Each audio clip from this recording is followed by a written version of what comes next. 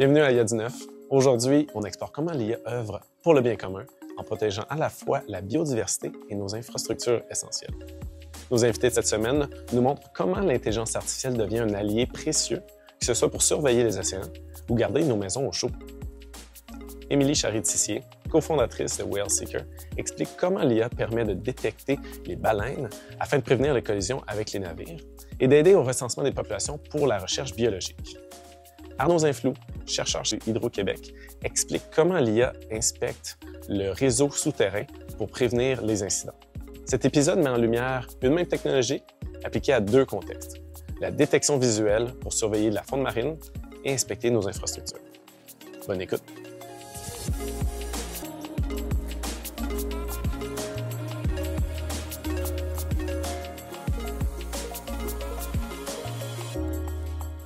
Bonjour à toutes et à tous et bienvenue sur IA19, le podcast où on explore l'IA dans notre quotidien et dans l'industrie. Aujourd'hui, on va discuter de l'IA pour le bien commun, donc comment l'IA vient nous aider de manière large pour la protection des espèces, pour la transition énergétique. Donc c'est Laetitia Constantin, développeuse web et IA chez Explorer, et je suis accompagnée de Rémi Dion, VP et cofondateur.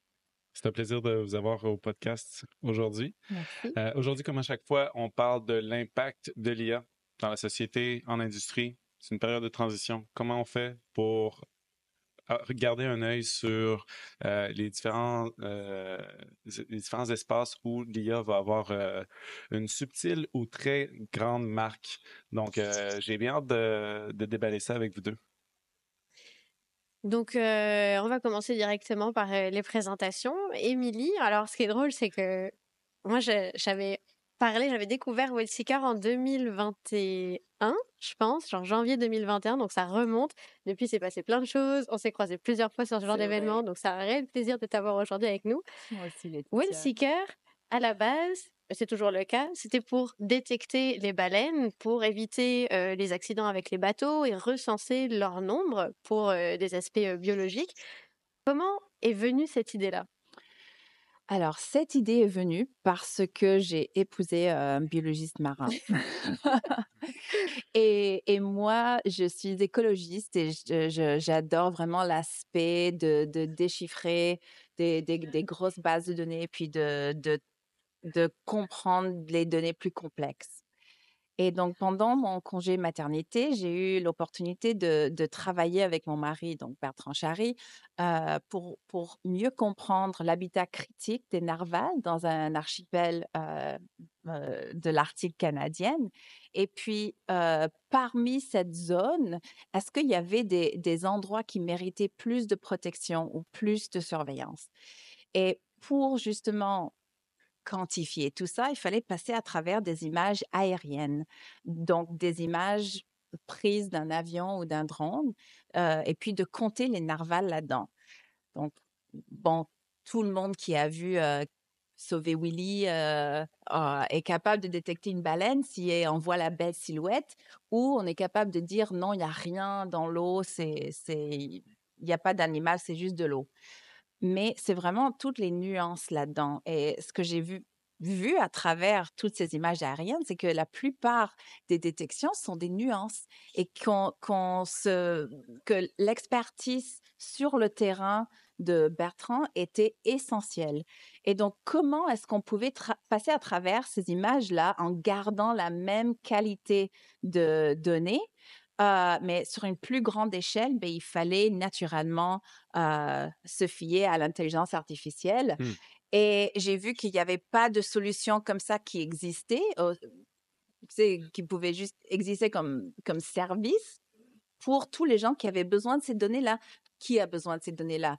Le gouvernement, les gens qui gèrent le trafic maritime, les ports, la conservation, l'énergie, les éoliennes.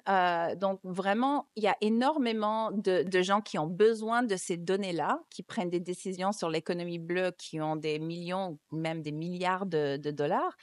Et je voulais m'assurer que ils se fiaient à des bonnes data pour prendre ces décisions. Donc, voilà pourquoi on a créé Whale Seeker. Super. Et Arnaud, pour te présenter, toi également, alors tu es chercheur en intelligence artificielle à Hydro-Québec. Est-ce que tu peux nous parler un petit peu de ton parcours et jusqu'à être arrivé, ça fait des années que tu travailles à Hydro-Québec. Comment t'es arrivé jusque-là? Ok, ben moi c'est Arnaud, donc je suis chercheur à Hydro-Québec. Mon parcours, c'est que j'ai fait une maîtrise et un doctorat en maîtrise en informatique, doctorat en ingénierie. Et par la suite, quand j'ai été embauché à Hydro-Québec, j'ai commencé par travailler sur des problèmes de données aussi d'ailleurs, au niveau des données, parce qu'en fait, il y a énormément de données qui sont générées à Hydro-Québec. Bah, dans toutes les compagnies et les utilités électriques, il y a énormément de données qui sont générées. Mais chacune des utilités électriques a ses propres, pas son propre, ses propres schémas de données. Et des fois, c'est difficile d'interagir même d'un silo, d'une unité à une autre. Parce que le format change, le formalisme change, même si les données de base peuvent sembler les mêmes, elles sont totalement différentes. Euh, mais pour faire un petit peu un lien avec ce que Émilie a dit, euh, notamment, je m'occupe de projets au niveau de l'inspection des structures souterraines. Ce qu'il faut savoir, c'est que Hydro-Québec a un large réseau de structures souterraines, donc 22 000 km². C'est sûr que quand 22 000 km, pas carrés, 22 000 km de ligne, c'est sûr que quand on regarde le réseau d'Hydro, il est extrêmement vaste. C'est 260 000 km si on met haute et basse tension, donc c'est 4 fois le tour de la Terre. Wow. Mais pour ce qui est de structure du réseau souterrain, c'est 22 000 km. Et avec le temps, les équipements vieillissent comme toute chose, donc les jonctions se détériorent à cause notamment du fait que l'hiver est très rude ici. On utilise beaucoup de produits chimiques pour enlever la glace, le sel et tout ça. Ça rentre dans les structures souterraines et ça ronge un petit peu les câbles. Et il y a aussi les animaux qui, des fois, décident de grignoter les câbles, ce qui peut causer des problèmes. Et donc, Hydro-Québec a parti en 2001 un programme d'inspection thermique qui se base sur des images qu'on comprend. Mais avec le temps, c'est quelque chose qui est très labor-intensif, c'est donc qui demande beaucoup De travail humain. travail humain. De travail humain. Et avec le temps, il y a beaucoup de moins en moins de personnes qui le font. Mais le réseau souterrain grandit de plus en plus. Donc, on se retrouve face à une problématique.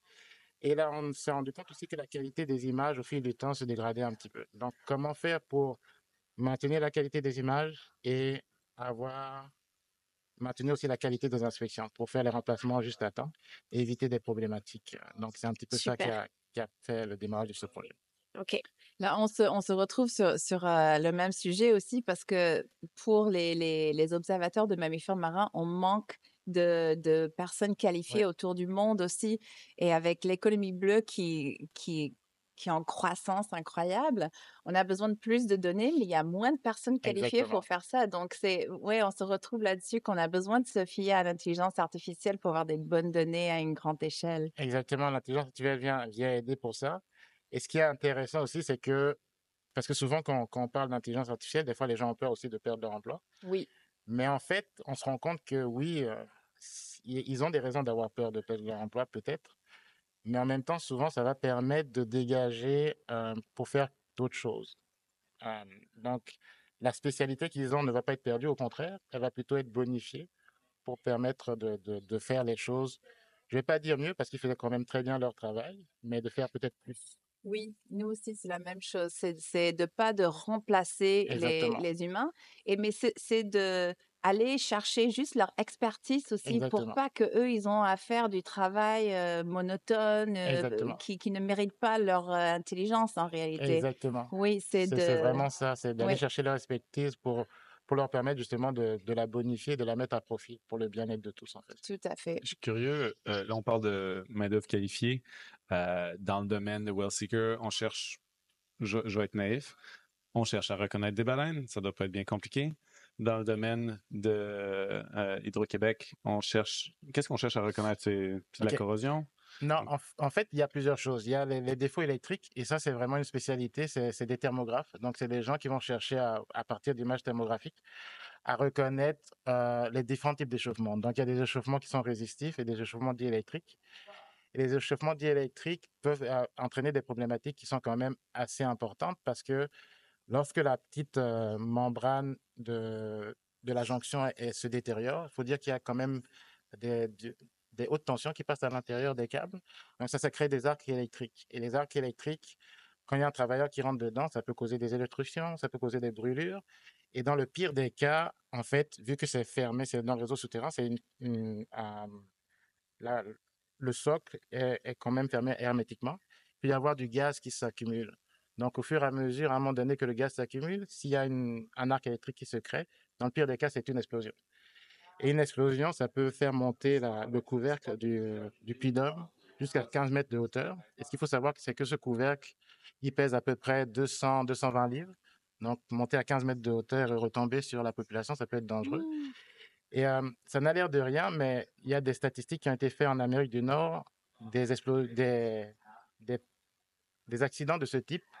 Il y en a 11 qui arrivent à chaque jour. À chaque jour? Je pensais que Pour- c'était à l'année. Non, non, Wow, pour l'Amérique du c'est... Nord.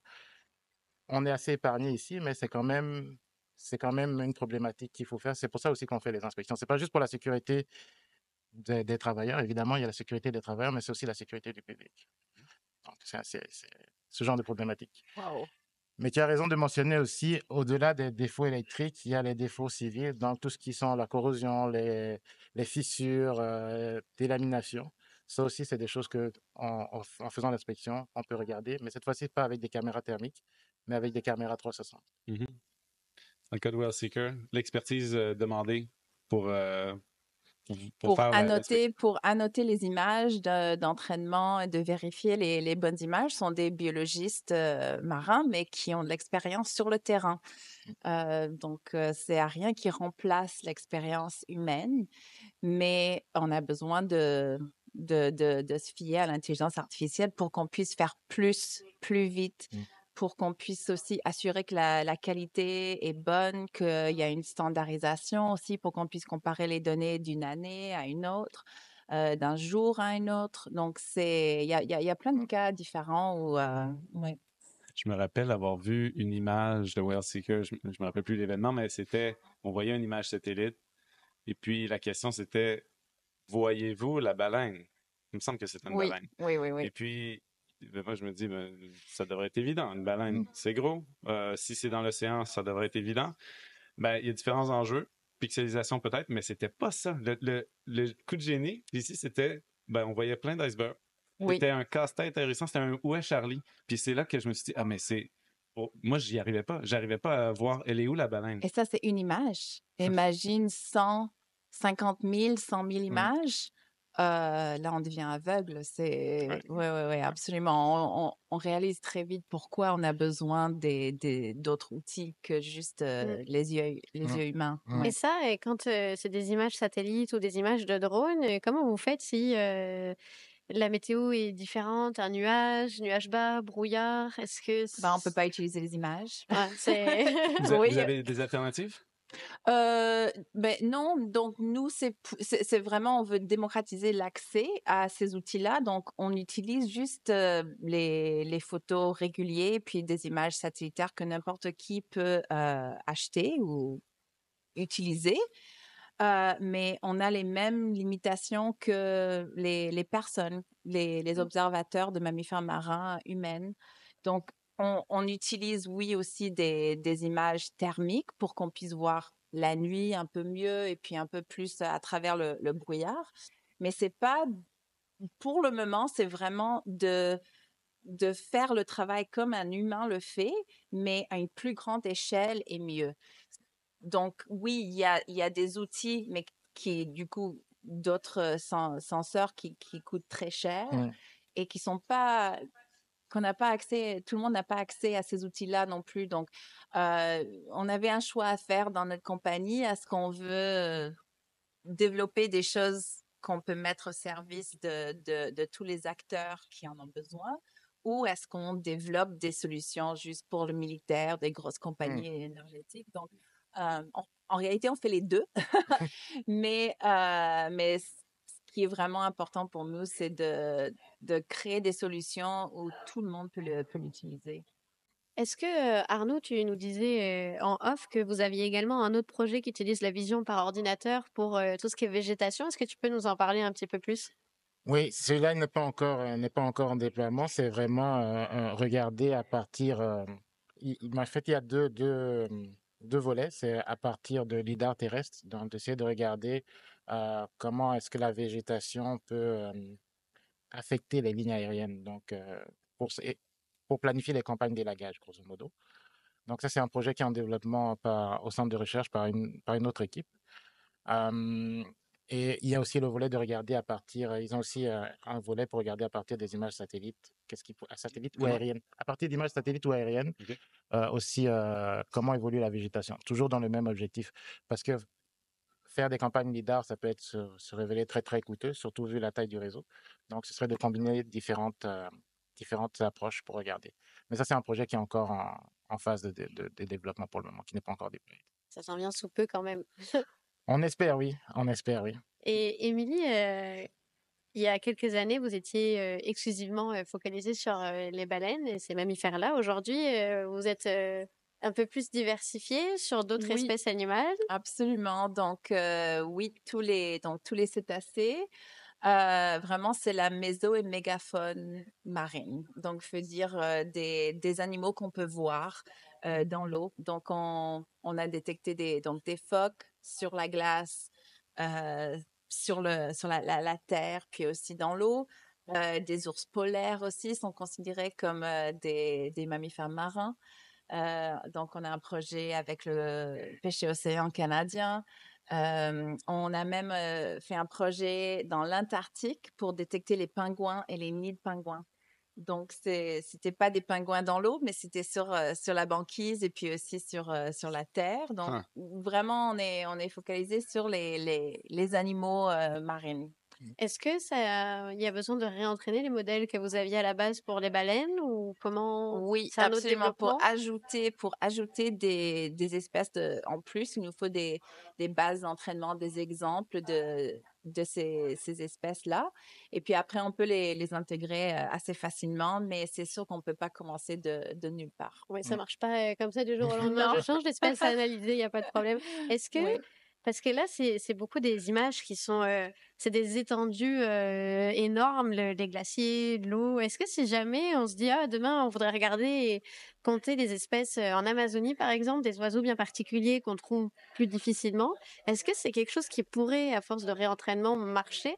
Là, on serait sur la forêt amazonienne, c'est très dense, c'est un détail particulier là-dedans. Est-ce que c'est quelque chose qui est envisageable? Euh, toute notre notre base d'entraînement est sur l'eau. Donc, Mhm. on nous a demandé est-ce qu'on est capable, oui, on est capable de détecter des animaux terrestres, mais vraiment, on veut rester pour détecter des choses marines, donc de détecter des cibles dans l'eau. Il nous faut des façons différentes que de trouver des animaux terrestres, où souvent, on regarde la différence sur la Terre entre deux images. Donc, est-ce qu'il y a du mouvement, par exemple, ou est-ce qu'il y a un ombre? On ne peut pas utiliser les mêmes choses parce que dans l'eau est dynamique aussi. Donc, on ne peut pas avoir la même approche.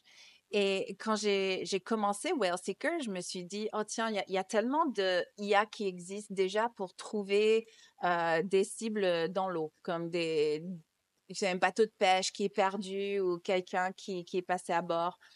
Est-ce qu'on peut utiliser les mêmes solutions, les mêmes méthodes, mais juste les changer un peu pour les mammifères marins?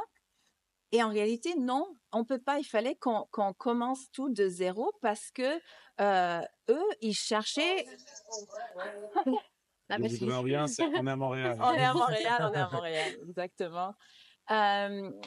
Fallait qu'on change parce que la façon que les gens ont créé leurs algorithmes, c'était pour trouver l'eau et ils enlevaient l'eau des images par la suite et tout ce qui restait était leur cible. Mais pour nous, on cherche pas tout, on cherche vraiment une espèce. Et donc, il fallait qu'on trouve une autre approche parce que aussi notre solution, il faut prendre en compte que les baleines sont pas toujours à la surface. Ils sont proches de la surface, Mm. mais ils sont pas toujours en haut sur la surface de l'eau. Donc, il fallait qu'on prenne une autre approche. Oui, parce que j'avais vu, en étant allée en Gaspésie pour aller voir les baleines, on m'avait expliqué que la baleine, en fait, elle remonte pour aller respirer, mais sinon, elle est quand même loin. On peut pas la voir comme ça. Oui, ça dépend. Ça dépend de l'espèce. Par exemple, les baleines franches passent pas mal de temps proche de la surface, donc dans la zone où c'est un danger de les frapper avec des vaisseaux qui s'empêtrent dans des engins de pêche. Mais il y a d'autres espèces qui plongent beaucoup plus profondément. Et c'est sûr qu'on peut pas utiliser l'imagerie dans ce cas-là pour les trouver très profonds dans l'eau. J'ai une question pour toi, Émilie, ça va probablement te rejoindre également. Là, tu nous as donné des pistes. OK, on veut reconnaître des animaux. On a la faune, et mégafaune. OK. Puis ensuite, tu nous as dit énergie et militaire. Quel est le lien? Quel est le lien entre faune et industrie? Qui sont vos clients? Comment ça vient impacter finalement monsieur, madame, tout le monde? Très bonne question. Donc, pour tout ce qui est énergie, par exemple, transition énergétique, nous, on deal beaucoup avec tout ce qui est les éoliennes en mer. Donc, les parcs éoliennes, on a besoin de faire des études d'impact pour savoir si on construit des éoliennes à des certains endroits, qu'est-ce que ça va avoir comme impact sur la biodiversité. Et pour faire ça, il faut des données qui sont standardisées, quantifiables, pour qu'on puisse suivre ça au fil des années. L'hôtel militaire aussi est obligé de respecter beaucoup des mêmes lois que les citoyens et de ne pas nuire aux mammifères marins. Donc, s'ils sont dans la région et ils font des activités qui peuvent nuire aux mammifères marins, ils ont besoin de savoir s'ils sont là pour qu'ils puissent démarrer leurs activités. Ils vont le savoir le jour même? Oui, en temps réel. Là, nous, on travaille maintenant en temps réel. Oui, impeccable. Exactement. J'imagine que... Oui, dans notre cas aussi, si je reviens sur l'exemple de détection de défauts dans les structures souterraines, c'est aussi en temps réel. En fait, c'est en partie, pour les camions, c'est en temps réel parce qu'il faut dire à la personne s'il peut rentrer dans la structure ou pas. Et aussi couper l'électricité sinon. Mais il y a une analyse aussi a posteriori qui va se faire pour générer un rapport de la structure, comment tout ça va se passer. Mais là où ça rejoint un petit peu, on parlait d'éoliennes et de transition énergétique, c'est que ce soit pour placer des champs éoliens, que ce soit pour placer des barrages, il faut toujours tenir compte de la diversité de la faune qui se retrouve là. Donc, ce genre d'études, on est preneur, on va dire ça comme ça.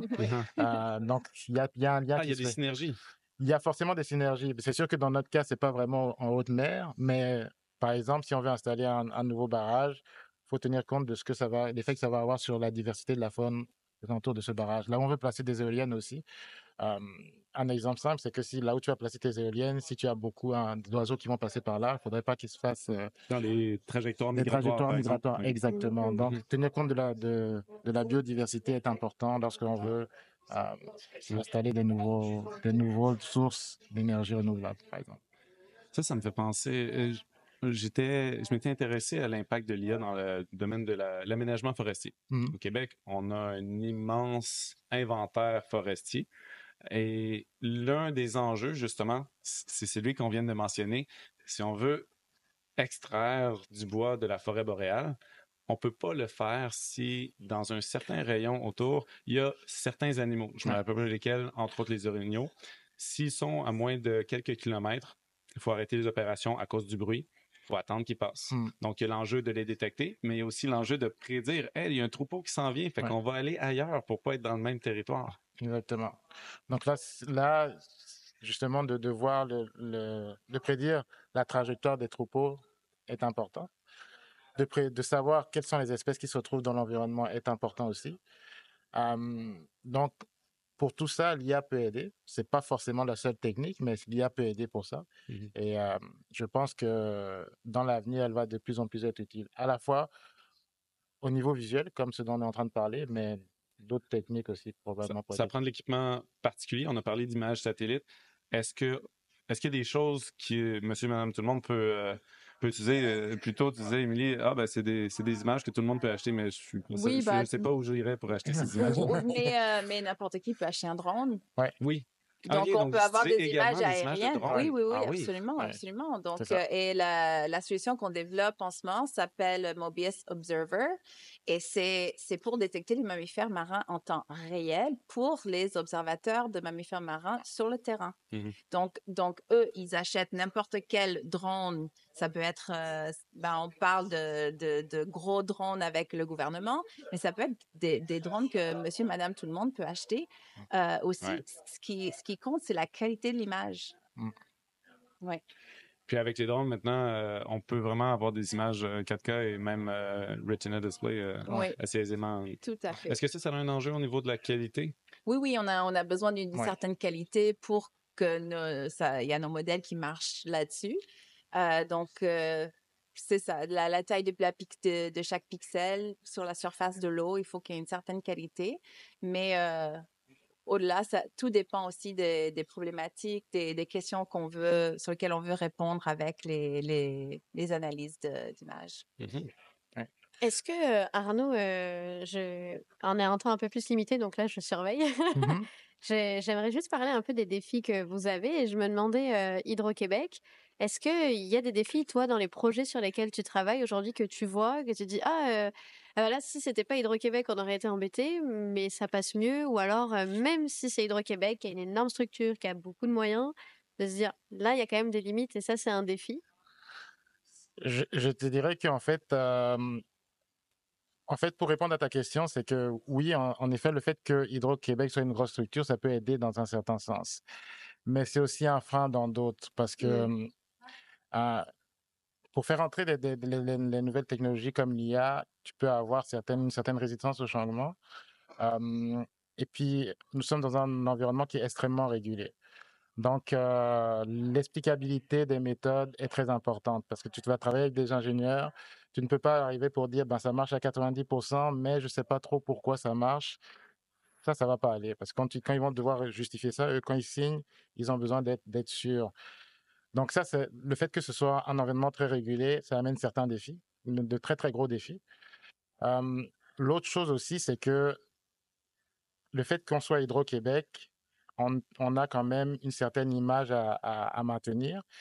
Et par image, je veux dire, c'est pas juste le nom d'Hydro-Québec, c'est que on a la chance ici au Québec d'avoir une énergie qui est renouvelable et qui est donc verte. Cela étant dit, ça ne veut pas parce qu'on a une énergie qui est renouvelable qu'il faut en abuser.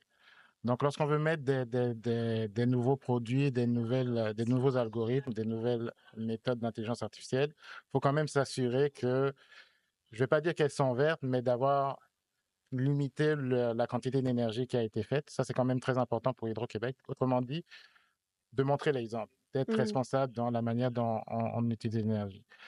Donc ça, c'est quelque chose que c'est pas forcément l'environnement qui pousse, mais c'est vraiment à l'interne. Il faut être le plus efficace possible. Donc ça, c'est quand même des défis Le qui plus rentrent. vert possible. Et comment vous Ouais. faites aujourd'hui pour vous dire, est-ce que là, ça vaut le coup d'entraîner mon modèle parce que ça va prendre tant de puissance et tant d'énergie et on veut être vert, donc est-ce qu'il n'y a pas d'autres alternatives? C'est des choses que vous étudiez?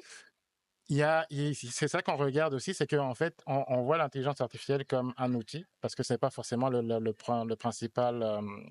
principal mission d'Hydro-Québec. C'est un outil parmi d'autres, et mais cela veut dire que si on trouve quelque chose qui est plus efficient, on peut aller vers cet outil. Pas forcément quand il y a rien d'autre, quand c'est l'intelligence artificielle qui est le meilleur outil, on va aller vers là. Et pour répondre directement à ta question, oui, on fait quand même des études pour voir combien ça a coûté au niveau de l'entraînement, mais aussi de faire des études de vieillissement du modèle pour se dire, ben, si c'est un modèle, oui, il est efficace, mais il faut le rentraîner tous les jours. Peut-être qu'il faut chercher une autre solution. Le fameux drift. Là. Exactement, les drifts. Donc, on essaie de faire des études quand il y a une approche qui a été développée pour s'assurer qu'on l'utilise le mieux possible. On n'y arrive pas forcément toujours de manière parfaite, mais on fait de notre mieux. Pour le bénéfice de tous, le drift dans l'apprentissage modèle, c'est que les données peuvent changer au fil du temps, les données qui sont pertinentes pour prendre une décision.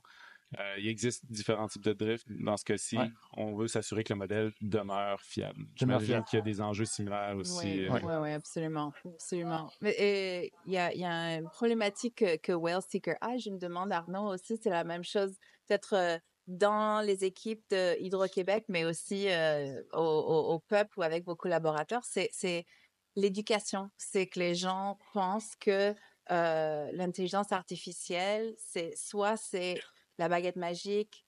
Ça peut tout faire et du coup, je peux trouver une solution gratuite sur Internet qui va me faire la même chose. J'ai pas envie de payer pour ça.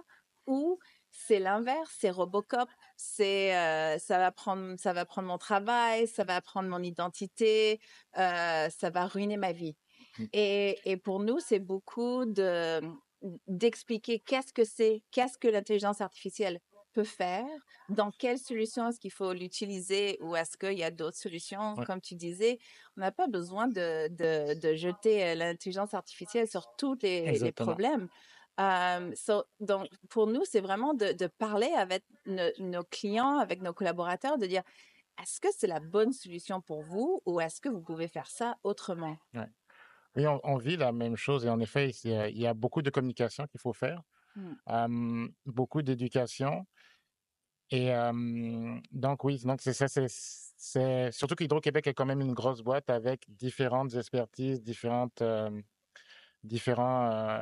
corps de métier. Donc il y a beaucoup d'explications, mais je dirais quand même que ça se passe quand même très bien parce que une fois que c'est expliqué, les gens comprennent et puis ils ne le voient pas forcément comme une panacée, mais plutôt comme un outil dans le coffre à outils de ce qu'ils pourraient utiliser. Je pense que ça c'est Ça, c'est la bonne façon de la le meilleure voir, façon je de le trouve. voir, oui. Oui, Exact. absolument. On arrive sur la fin du temps qu'on pouvait avoir ici. Donc, merci beaucoup Arnaud et Émilie d'être venus, d'avoir partagé votre expérience. L'environnement est quand même pas évident parce qu'il y a du passage, Ouais. il y a du va-et-vient. J'espère que le son sera bon pour vous à la maison. Merci beaucoup de nous avoir écoutés également. N'hésitez pas à nous suivre sur notre page LinkedIn ou sur notre site internet explore.ai pour rester connecté sur ce qui va sortir pour les prochains épisodes. C'était Il y a du neuf. Merci beaucoup. À bientôt. Merci, Émilie. Merci. Merci Arnaud. à vous. En conclusion, d'un côté, l'IA de Well Seeker scrute les océans pour mieux comprendre et protéger les espèces marines. De l'autre, chez Hydro-Québec, elle veille sous nos pieds, détectant les failles invisibles pour prévenir les catastrophes.